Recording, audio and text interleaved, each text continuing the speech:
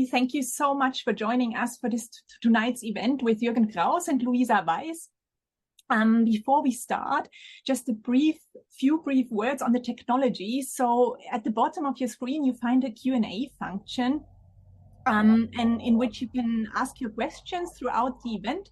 And if you have any questions, Jürgen and Luisa might ask them during the event, or at the end. There will be sufficient time left to ask all other questions you might have. So please ask as many questions as you like. And I'm quickly going to introduce both speakers to you. So probably I don't have to say much about Jürgen. You all know him, I'm sure. But just let me quickly take my notes. So Jürgen, he was the star of Bake Off 2021, and his semi-finals departure triggered over 100 complaints from dismayed viewers.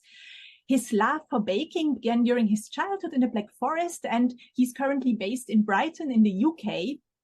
And in August, Jürgen's cookbook, German Baking, Cakes, Tarts, Traybakes and Breads from the Black Forest and Beyond came out. I will post a link to the publisher's website in the chat, so if you feel inspired after this talk to purchase this book, please feel free to do so. And Jürgen will tonight be in conversation with Luisa Weiss. She's the author of Classic German Baking and the upcoming Classic German Cooking, which will be published next year. And she's also the author of The Letter from Berlin newsletter on Substack. And she lives in Berlin with her husband and her 2 sons. And now I'm handing over to you, Luisa. Thank you so much. Thank you for having me, and welcome to everyone tonight. And hello to Jürgen. So let's get started right away. Tamara already mentioned that you started baking as a child. And so I wanted to know, when did you first develop an interest in baking? Yeah, that's difficult to pinpoint. I'm not sure if you could call it an interest. As I write in my book, we lived in a fairly small flat, just 3 rooms really, and the kitchen was the center of it all. My mother stayed at home. She stopped working once I came along, and so I was always there around when she was cooking, baking, whatever. She didn't mind me and my brother joining in when she was baking. So we grew up with flour all around in regular intervals, especially around Christmas, of course. And it didn't occur to me that that was special. It was just our way of living. And much later in life, I had a period when I lived alone, and I didn't really like eating out, so I found a guide to Indian cooking on the Harvard Usenet. Whoever knows the Usenet, that's really a long time ago, and started cooking dishes from that sphere, and found that I could very easily combine spices, etc. I could produce a flavor I imagined. And then to go back to baking, that really started in England.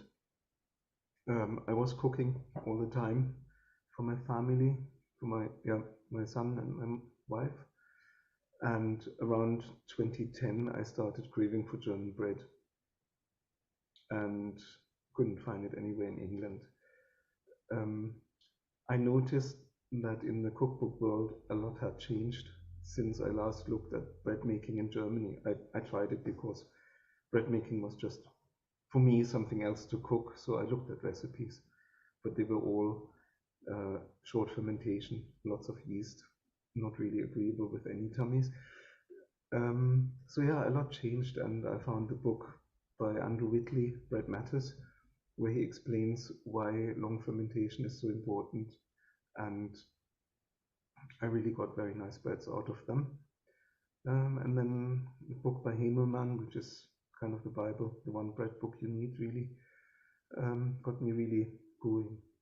And from then I started blogging on the Fresh Loaf website and got in discussions with some of the greats there, and started my own research. I found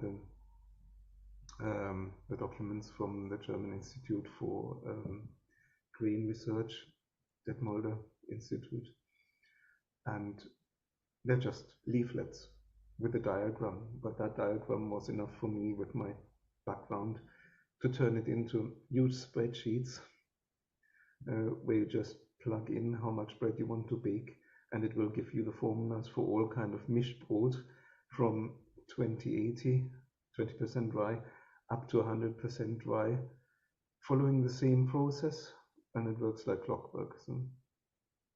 My next question was gonna be, you're trained as a physicist, and so yes. What aspects of baking are compatible with your background, and you've already basically answered it. So do you feel like very useful? Do you feel like the scientific background has been like the baking is a natural outgrowth from that, or do you feel like it's a different side of the same coin, or what's the relationship there like for you? That's a very interesting question, because music is also part of that. So when do you perform best as a musician, as a baker, or as a physicist?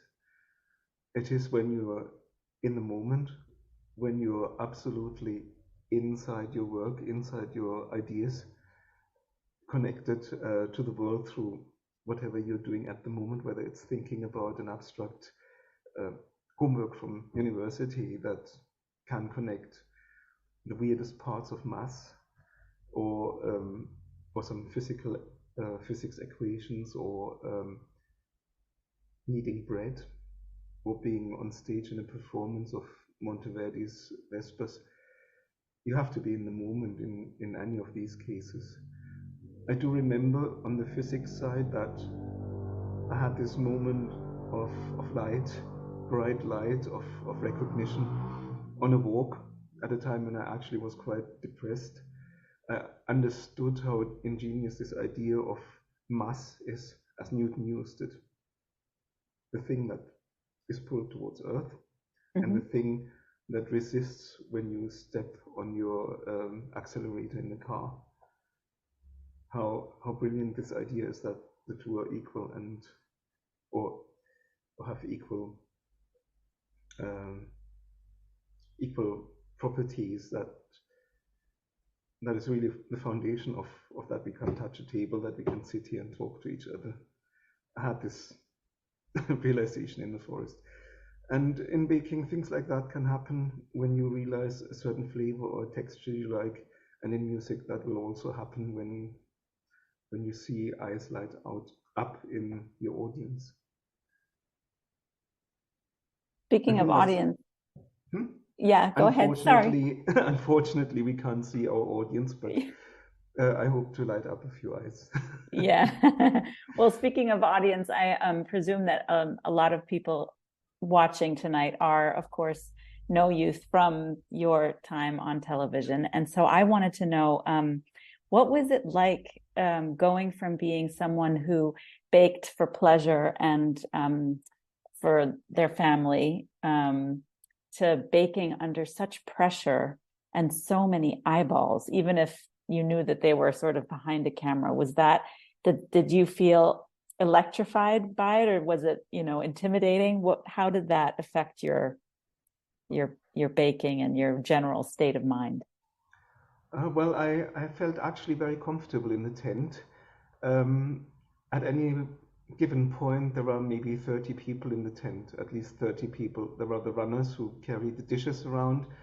There are the cameramen, 5 to 7 cameramen. There are the directors, co-directors, etc. And there are the audio people. So I felt actually quite comfortable in the tent, and in a way, those people were all our audience. So they would come up and ask questions while we were baking. The hosts and judges, they were only around for maybe 20 minutes a day.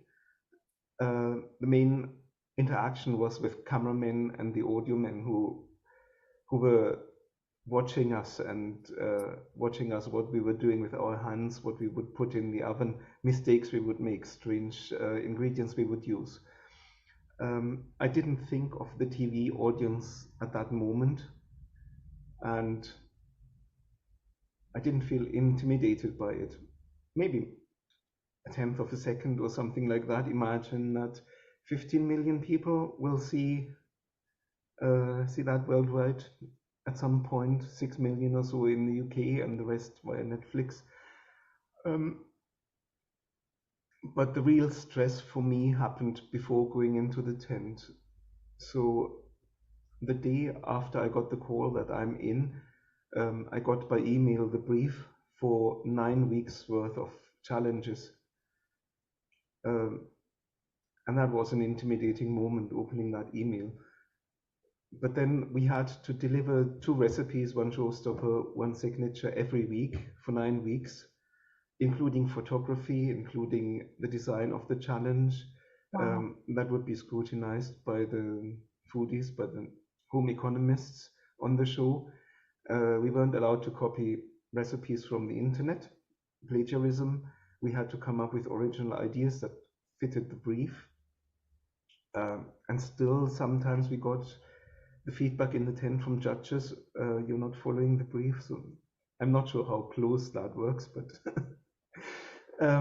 that was a stressful process. And typically, well, I was still working 3 days a week from home because it was COVID times. So I spent 2 days walking in the hills behind Brighton with my wife and sometimes with my son, discussing flavor combinations, discussing briefs. And then I had essentially 3 or 4 days to test bake them. And that was not enough time. And then writing up those 2 recipes took me typically 4 to 6 hours for each week. And that was actually a very good preparation for writing a cookbook. Yeah, absolutely. I mean, but still, that's a punishing timeline. So about the cookbook, how did you collect recipes? How did you decide which ones to include? And how many of them were family recipes or things that you'd remembered from making together with your mother? Or maybe, I don't know if your grandmother was also a baker, and how much were sort of pulled from, the ether?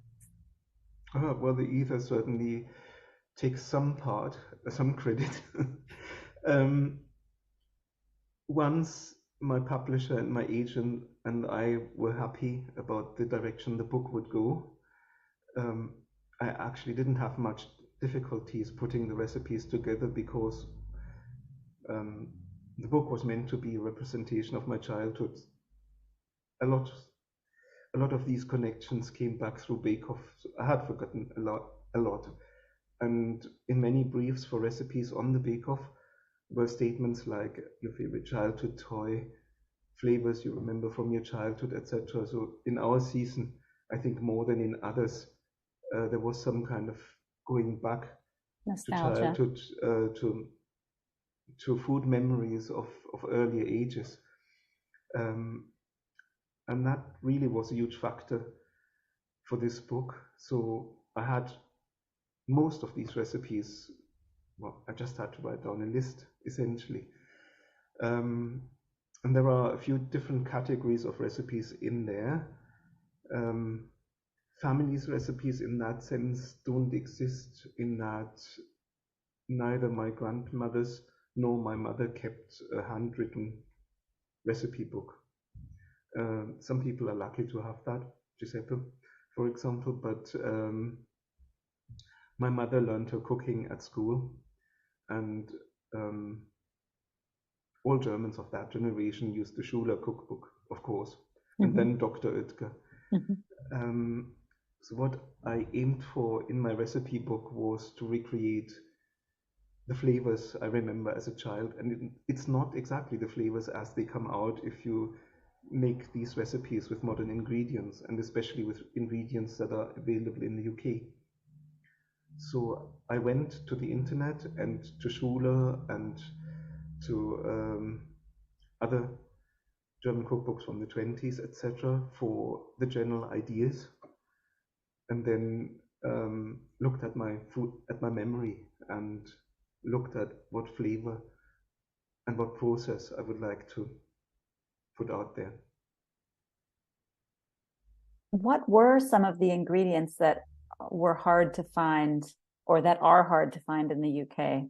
that you remember or that you feel are like pretty integral to a German recipe? Well, I think the hardest to find is baking ammonia Mm-hmm. for Lebkuchen, gingerbread. It gives a characteristic flavor. My mother never made gingerbread, but I loved it.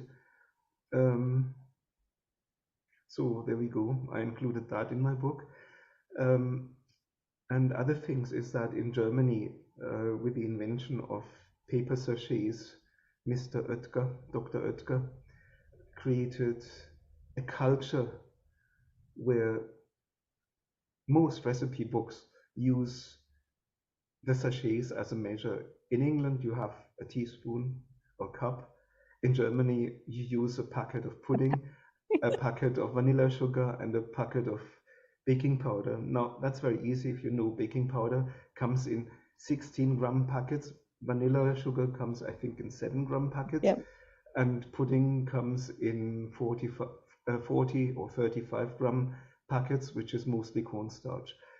If you know that, and I've got that translation in my book, I'm using the grams measures of these ingredients in my book, then you can bake these German recipes. If you keep that in mind, you can go to the internet like chefkoch.de or use Dr. Oetker's German book and don't get stranded with sachets that aren't so easily available in England.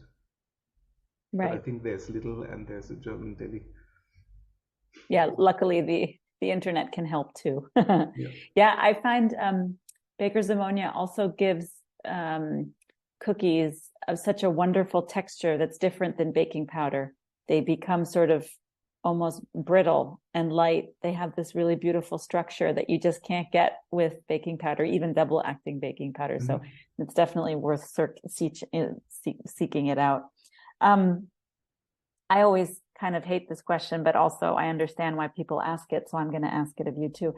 Is there a particular recipe in the book that you are attached to the most? Or I'm not going to say, do you have a favorite recipe? Because I'm sure that that's too hard, but is there a recipe that you feel sort of the most emotional attachment to? I probably would mention 3. Mm-hmm. One is cheesecake. So I've got a childhood memory of flavor and texture of cheesecake. And at some point, my mother started to make cheesecake from books that say are better for slimming. Mm-hmm. So it's a low-fat cheesecake that my mother ended up with, and somehow forgot what recipe she used initially. So for this book, I tried out lots of different procedures and came up with the one that comes closest to my childhood memory. It is a bit more involved than your normal German cheesecake. So you use whipped cream and beaten egg whites and sour cream. So there's a whole lot going in. And it uses a short crust base with almonds in it, mm-hmm. which I think works very well, works better than just a normal short crust base. So yes, that's a favorite, and it has become a family favorite here. Black Forest Gâteau is just, I tried that in most cafes we went to as a family, and it was the indicator whether it was worth it or not. Did you try it as a little boy? Was it your favorite when you were a kid as well? We don't speak about alcohol and children here, no. I was going to ask because my 11-year-old is constant when we go to have cake in a cafe. He asks if he can have the Schwarzwälder Kirsch, and I'm always like, well, I don't know. I feel like you're maybe a little young. Yeah, maybe a little young, but we also had morcherie, and I don't think I ever was drunk right. as a child. Okay, so those 2, and what's the third? The third one is the milk rolls. Oh yeah, what you wrote about them is beautiful. Yeah, the recipe in the book is nice. I really like it, but it's still not quite there. So if anyone is out there in the ether, maybe the daughter of Hermann Feist, and she has Hermann Feist's recipe book, I would be so extremely happy to get a copy of it. Actually, you mentioned Hermann Feist a couple times in the book. Maybe would you mind telling us a little bit about who he is? I grew up next to a little store, and they got their bread from this baker who was an institution in an area in Freiburg called Oberwil. He was baking there. He had a fairly small bakery, and he worked in the old German tradition, so slow fermentation and all of that. He had to close his shop at some point because he was just too slow in the production. He couldn't keep it up. But he was in pension age at that time anyway. But some of his produce was just, well, for me, on the Olympus of German baking. So these milk rolls were perfectly round. They were dark brown. They were crisp with a slightly blistered surface, and inside they were very fluffy. The neighbor who ran the shop was actually an apprentice with him, and I asked him on one recent visit if he remembered the recipe. What he came up with was something that wasn't really feasible because the amount of butter and flour was out. It would have been an extremely rich brioche, and that can't work. So I was trying many recipes, and the best approximation of that made it into this book. Okay. Well, you always have to have something to work towards for the next book, right? So Yeah, sure. How was your recipe development process? Like, how many times did you have to bake each thing to get it to where you were happy with it? Most of the things actually were surprisingly quick. I think with my experience of the bake-off and the thing that bake-off did for my food brain was to bring my cooking with spices and my precision in baking together. So I never went off bread recipes before, and bake-off told me that I can be creative with flavors, I can be creative with ingredients. I understood the limits within which I can vary things. So this experience helped me, and most of the things in the book I only had to bake twice. Wow. It will be different in the next book because if there's one. I was just going to say, so are there plans for next book? I mean, if your true passion is bread baking, is that a fair thing to say? Could we expect a bread book next? I have got lots of ideas. If publishers agree with them, I don't know yet. I think that the market in the worldwide market is ready for a German bread book. Absolutely. I would be first in line. I have got ideas about that. It probably won't be next year. I have to convince a few people. Well, I'm imagining recipe development might take a little bit extra with bread baking. Yeah, that's one thing I learned with writing my first book. If I'm to write another book, I will take time off my regular job. Yeah, that I was going to ask you that as well. How much of your life now is like how much of your life is devoted to baking and cookbook writing as opposed to what you were doing for a living before? So the baking thing comes in bursts, almost like the life as a musician. I did a lot of early music in the 90s. There are times when it's very busy, like the next 2 weeks. I'll be very busy, and there's times when nothing much happens. So I'm still on my IT job, 80% part-time. Thursday is my baking day. At the moment, with all the things happening, most of that is actually taken with writing emails and doing social media. And my regular work can feel quite intrusive at times, even though I'm working from home. So I also have family, and they don't live in a vacuum, and I'm cooking for them because I spoiled them, and now I'm paying them the dividend. You have a very, very full life. That's a lot. Yes. It sounds like you need a few more hours a day to get it all done. That's amazing. Would you ever be interested or consider opening a bakery, or is that like a different kind of baking for the public versus baking for your family? I really enjoy batch jobs. Strange as it might be, I did 7 years ago. I did challah for a wedding of a second-degree cousin of my wife. I think it was for 180 people, and I did these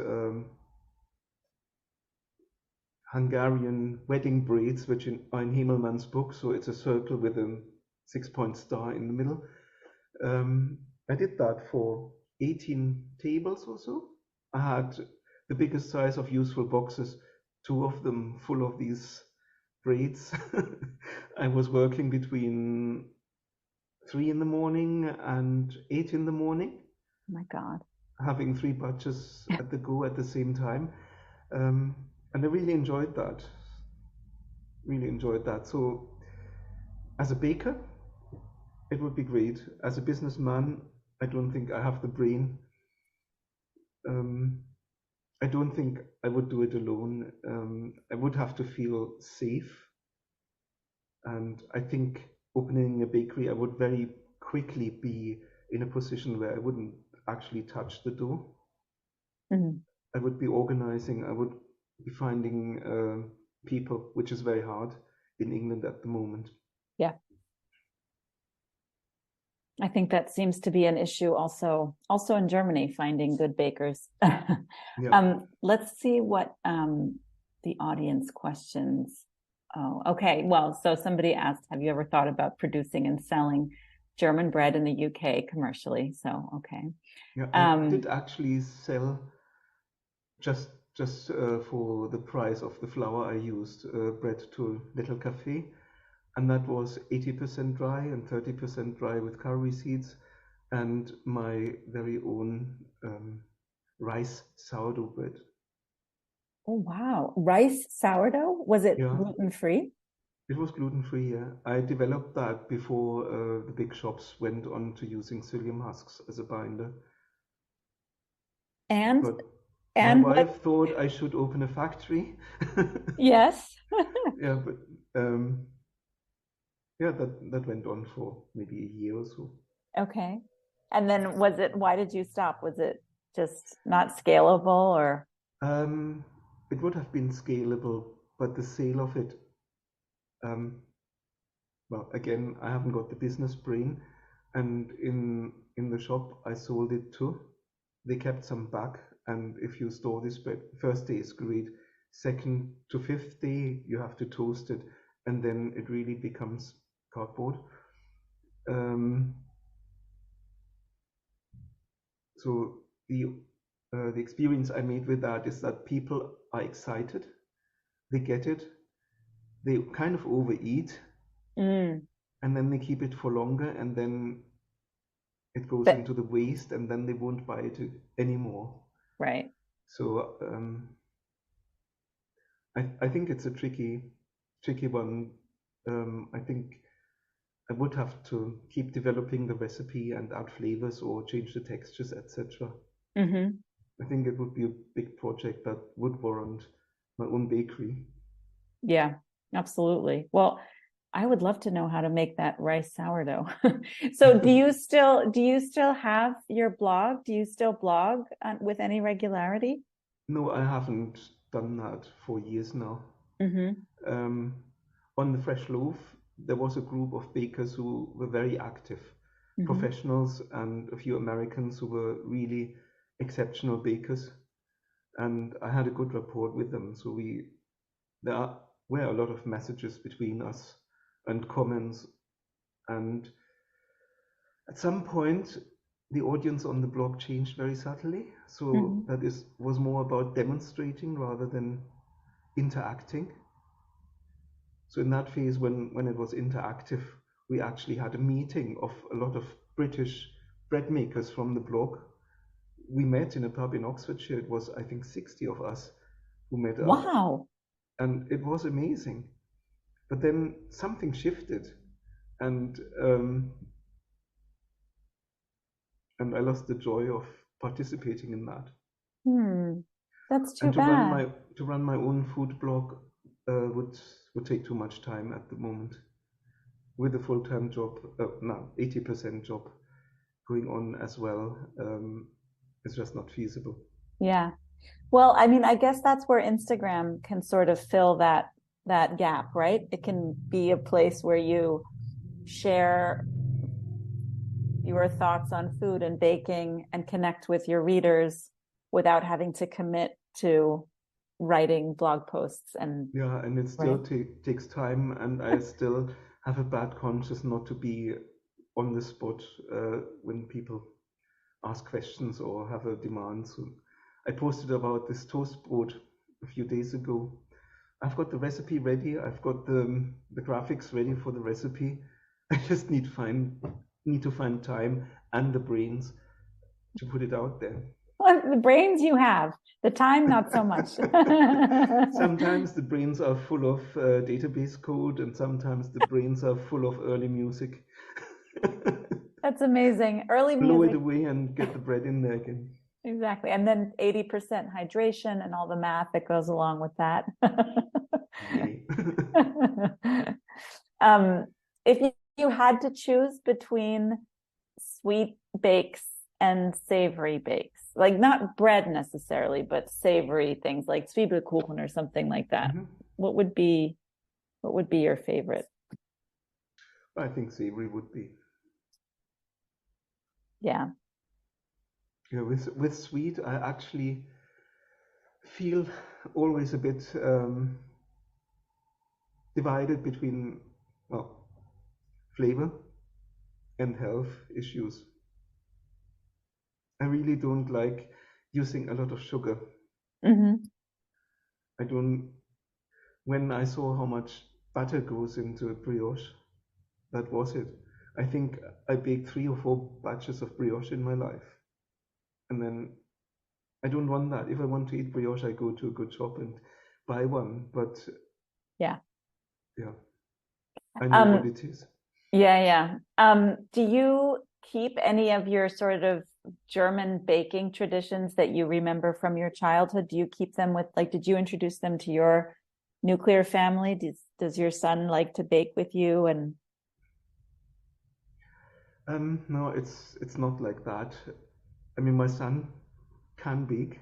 If you give him a recipe, he will do it. He was baking bagels regularly for Saturdays. So he has a touch. He just doesn't use it. He uses his brains for other things at the moment. That's okay.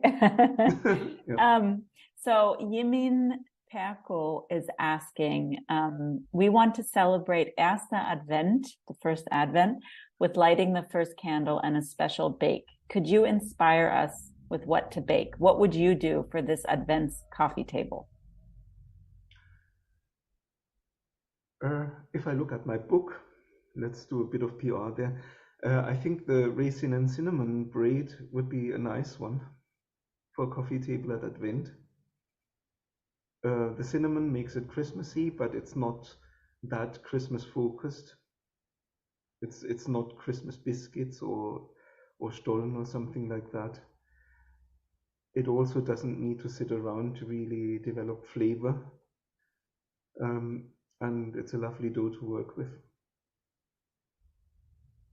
Do you make Christmas cookies during Adventszeit? Like, do you do a bunter Teller and give cookies away the way so many Germans I know do? Not really, and it's more to do with not having the time or having other demands. So, for example, this Sunday I'm going to run a masterclass at Fortnum & Mason. So I just need to check out that the process for the things I'm going to teach are there. So I will do a batch of those cookies, but not for Christmas. It's for reminding myself of the technicalities of these biscuits. So there's a professional baking against the baking for pleasure. Yeah. And that happens a lot these days. Absolutely. Let's see. Are there any other questions from the crowd? I think we've got.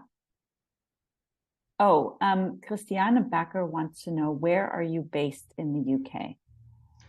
Yeah, Brighton, south coast, just 60 miles, 100 kilometers south of London. On the sea with a pebble beach and lots of wind. In your book, I really loved the art choices that were made with the beautiful family photos, but also the painted panels. And was that like a collaboration between you and the art director, or how did they come up with those beautiful panels? They looked like the sides of an old wardrobe or something like that. Yeah, that was incredible teamwork. The publisher had an idea for this book, which didn't feature any child photos, so I was pushing that part. Then they introduced me to artists to collaborate. So the photographer, the first choice was Tony Hutchinson, and I looked at his photography, fantastic, varied, but somewhat too dirty for me. There's always some crumbs flying around in Tony's photos. So I said, would you have somebody else? And then the name Maya Sment came up. She works also for Graf und Unser and Feinschmecker Journal in Germany, and for other big publications in the UK. So she is German. She wanted to do the photography for me after she saw me on Bake Off, if it came to a book. So that was a great choice and an absolutely fantastic collaboration. Tony Hutchinson, though, stayed on the team as the prop stylist. And the publisher told him the theme is kind of black foresty, homey, a little bit wintry, and blue-green colors. And he came with 2 lorries full of wooden boards, kitchen implements, postcards from the smallest town somewhere in Black Forest from the 50s. He must be living in a museum. He is absolutely crazy with his props. And I had fantastic food stylists as well. So I had home economists who were cooking for me. I was there at the photo shoot and gave some tips and did some shaping as well. So the pretzel with the thick arms, that's my doing. And I wasn't happy with it, but it made it on the title. No, it was an incredible collaboration. I find a well-oiled photo shoot can just be one of the most joyous experiences, because you really have all these people coming together, making your sort of creations come alive. And it's very special. Yeah, it is. And also seeing that despite all the test baking at home, someone else, seeing for the first time live, someone else baking my recipes from the book. That is a crazy feeling. That's a crazy thing. It's I felt almost shaky about that. Does it work? Does it not work? It all worked. So. It all worked. Exactly. Yeah. So Franziska is asking, which one was your favorite week or weekly theme on the Bake Off? So I guess which week or weekly theme was your favorite? That's pretty hard to answer. I tried to make each week my favorite. Definitely German week wasn't. And caramel week wasn't either. I think somehow I put a lot into the music, into the, what was it, dessert week, when I piped Henry VIII's song onto the cake. That came together very nicely and was really fun. Also my ideas of flavors that work together with the wine jelly and strawberries and black pepper in white chocolate mousse. But I think the most wholesome week where everything just culturally fits together, etc., was the semi-final. Strange enough, I got eliminated on that. It was probably the week where I also went out a bit on a, well, how do you say in English? With flavors that weren't exactly, I wouldn't say clear, but flavors that could be controversial. And I found that with my opera slices that used beetroot and cassis, people who didn't smoke got it right away. People who smoked didn't. And that was an interesting thing. The smokers got coffee, the others got the more fruity flavors. Oh, interesting. Yeah. And well, the TV audience didn't hear all the comments I got about my Japanese themed entremets. Certainly Prue's comments didn't make it into the public. Okay, so Maria has a question. What do you think about the series Bernd das Brot? Years ago I tried to find it, and I couldn't because I was too clumsy using VPN. So I haven't actually seen it, I'm afraid. Okay, Laura, Jürgen, why do you think that German bakeries have managed to thrive on practically every street corner in German cities, whereas here in the UK, most have disappeared if they're not part of a wider chain? There are a handful of artisan bakeries springing up mainly in London, but this isn't the same thing. Okay, that's a very interesting question that has a lot to do with politics. I'm not 100% familiar with this whole story in the UK, and I'm less familiar with what's happening these days in Germany. But both places have worrying tendencies. Let's start with the UK.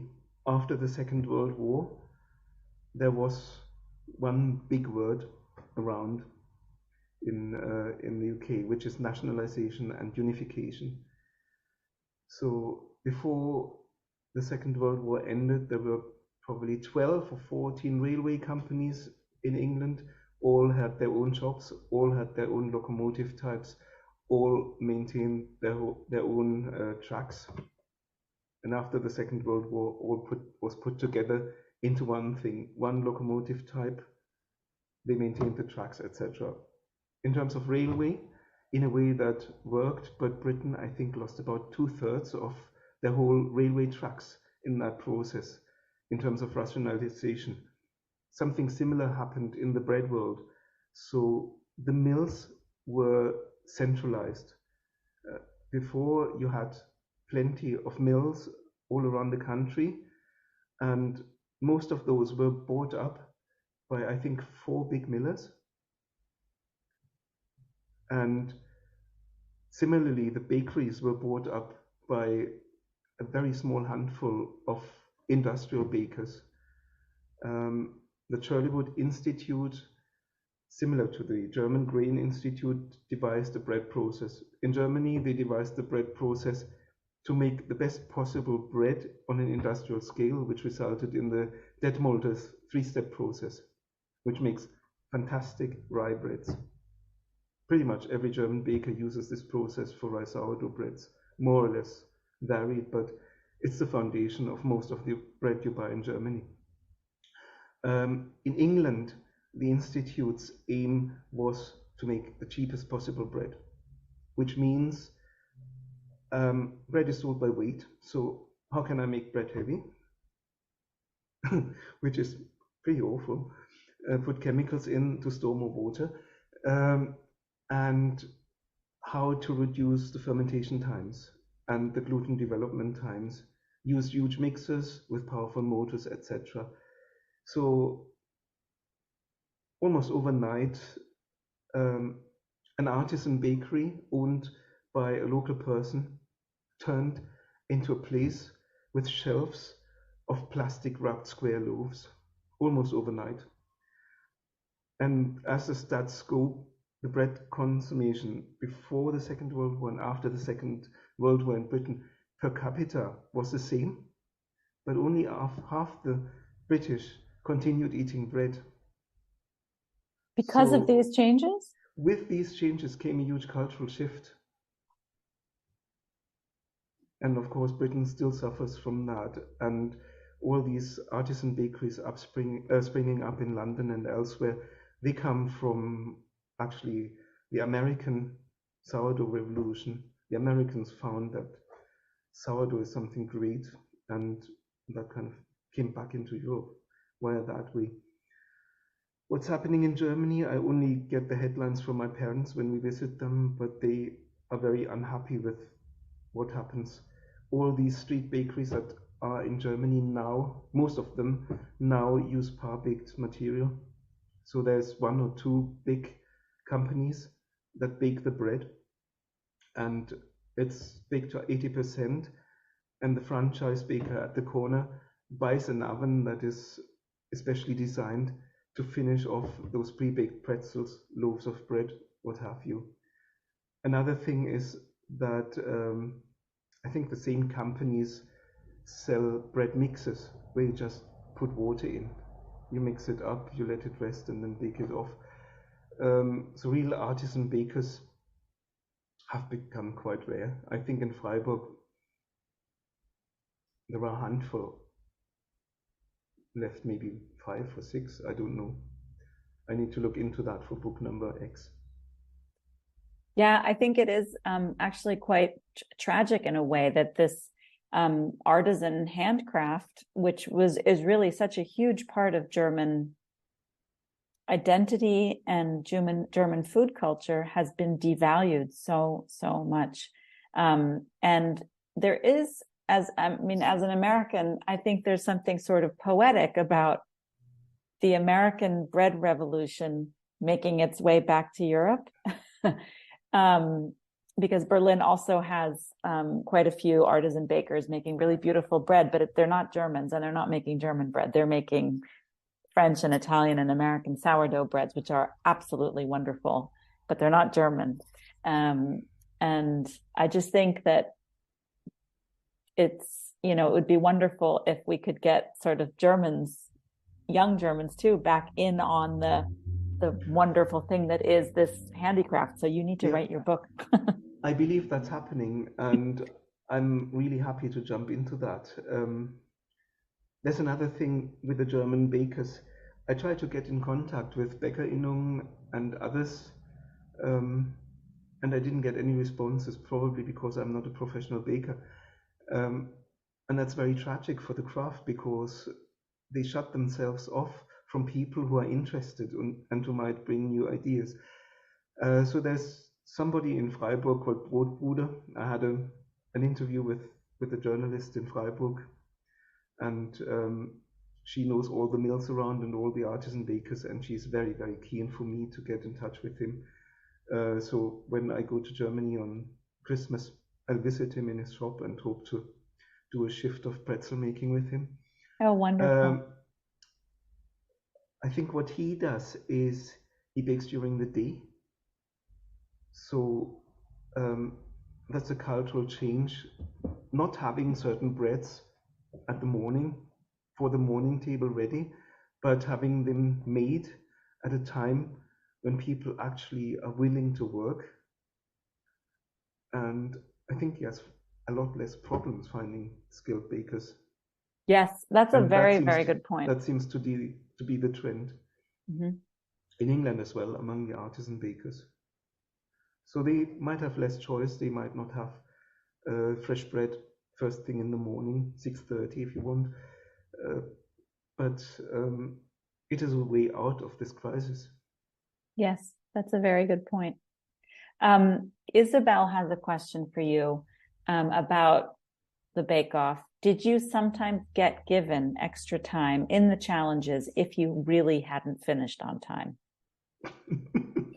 That's an excellent question. Let me say this. They want to make good TV. we had an extension for one of the technical bakes.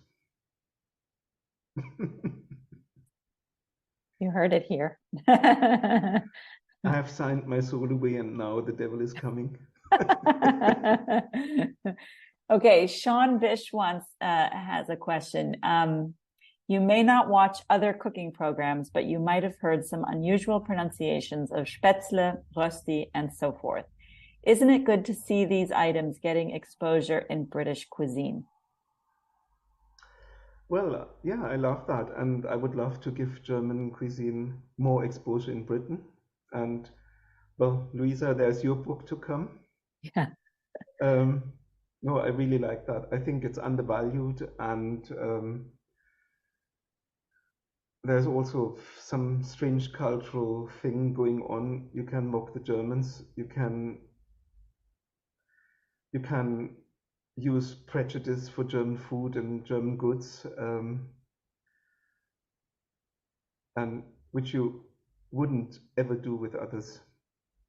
I mean, the Mexican thing backfired hugely. The German thing didn't. Although I got, from the German community in London, I got a few remarks that they didn't like German Week. I got, the best message I got was from a lady who was watching with her 6-year-old son. And when Paul and Prue came up and announced the first challenge of German Week, or the cake challenge, the 3-tier Hefekuchen, the 6-year-old said to his mom, "They won't like Jürgen's." Why? Because it somehow goes against the grain.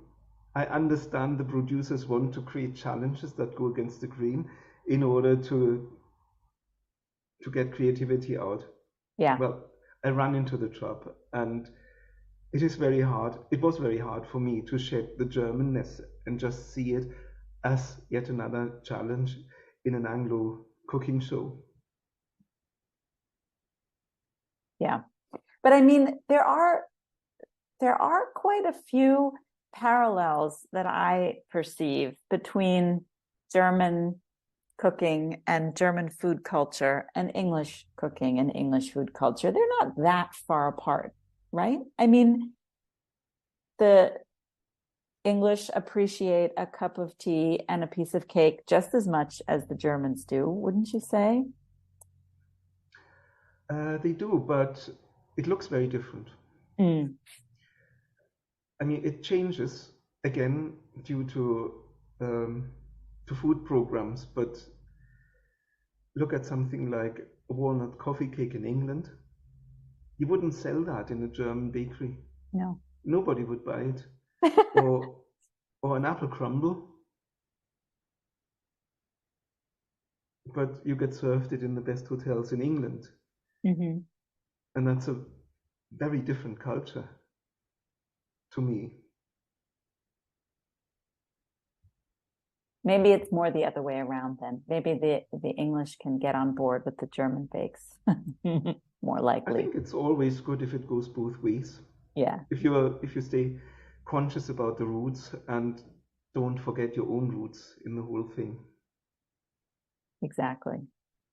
So when you go home for Christmas, what are the things that you kind of expect to eat, or the things that you most look forward to having? Is it going to the Bäckerei in the morning? Is it some family meal? Or? Well, sadly, in the village where I come from, the bakers have closed. Saying that, actually, the baker put some of his mixes into a farm, where now with the son of the farmer, they do 2 batches of bread every week. We used to get, we have a wood-fired oven, and we used to get farm bread from that farm when I was little. So they were huge farmers' loaves made with 85% flour, and quite coarse. But now they are, kind of, as a hobby, selling that off in sort of a micro bakery fashion. In terms of what I look forward to is Linzertorte, my mother's Linzertorte, and their creativity. My father and mother were always doing something unexpected. Yeah. But when my brother comes to visit, then it will be Spätzle. Like a very good Swabian, any good Swabian household. Baden. Oh, sorry, Baden, right? Sorry. I hope you're sorry about that. Sorry. Forgive me. Asche auf meine Haus. Oh boy, yeah. I'm just an ignorant Berliner up here in the north. It's so far away. It really is. We are ignorant about other things around Berlin then. Do you make Spätzle at home in Brighton? No, I've got a board and my family wanted, but somehow it never happened. Oh, okay. Well, you need to get on that. I will, yeah.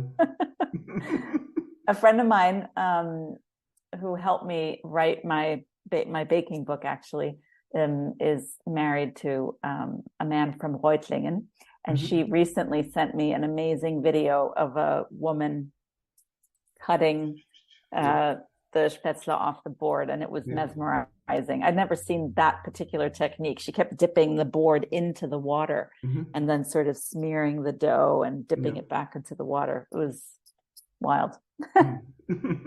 So much cooler than just squeezing them through the little squeezer. Yeah, no, my father does that with the board. Oh, wow. Cool. Fantastic. Well, are there any more questions from the audience? I think we've answered all of the ones that are here right now. But this was just an absolutely wonderful book to read, and the photos are gorgeous and so appetizing. And yeah, I think it's fantastic that there's another German baking book on the market. Thank you very much. Yeah, thank you. Yeah, thank you to the audience and to the British German Association for having me. Yeah, thank you so much, both. And I'm a little hungry now, and I'm especially intrigued by your recipe of the cheesecake, Jürgen. I love cheesecake. Being from the Black Forest myself, my mom makes a mean cheesecake. It's so good. So I hope I can get some when I'm going home for Christmas. And yes, thank you all to both of you and to everyone in the audience as well, and for joining us tonight for this event organized by the British German Association. We have next week our carols and readings coming up. There will be some baked goods available, but not homemade, I'm afraid. So there will be some Stollen and Weihnachtsplätzchen, and I hope to see some of you there. And yeah, thank you again to both of you, Jürgen and Luisa. And yeah, have a nice evening and see you soon. Happy first Advent. Yes. Bye. See you soon. Thank you. See you soon. Bye. Bye.